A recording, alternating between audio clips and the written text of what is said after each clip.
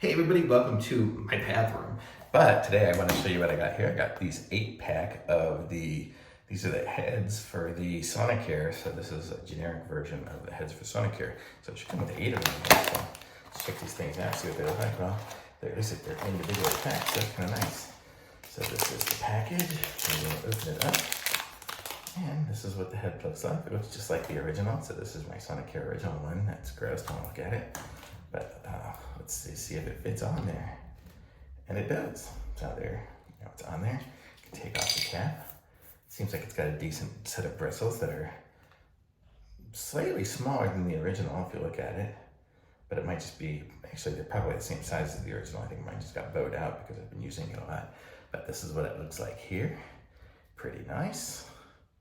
You can see these are nice, they look good. It comes with 8 of them, so that's good to have. So thumbs up for me on these. If I turn it on, yeah, it works. So it does what it needs to do.